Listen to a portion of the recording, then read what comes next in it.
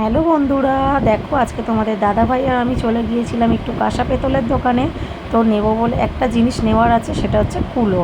হ্যাঁ, আমি ঘর থেকে ডিসাইড করেই এসেছি যে এবারে কিন্তু আমি একটা কুলো কিনবো। তো দেখো এই যে এইগুলো কিন্তু ছোট ছোট দেখাচ্ছে, তোমরা দেখে বুঝতেই পারছো অনেকটাই ছোট, একটা বরণডালা সাজানোর মতন।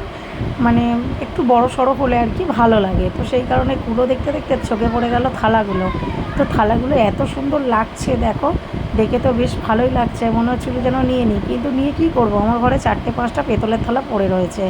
তো বেকার নষ্ট হয়, সেই কারণে কিন্তু থালার থেকে সরিয়ে চলে গেলাম কুলোর দিকে। আর এটাই ছিল লাস্ট কুলো আমাদের দেখার জন্য। তো দেখো এটা কিন্তু বড়, আর যেগুলো দেখছিলাম সেগুলো মানে এর থেকে ছোটো ছিল, জানো তো। তো সেই জন্য আমরা বড় দেখেই একটা কুলো নিয়েছি, যাতে বরণ ডালাটা সাজানো যেতে পারে। তো সেই জন্য আমরা একটা বড় কুলো নেব ভাবছি।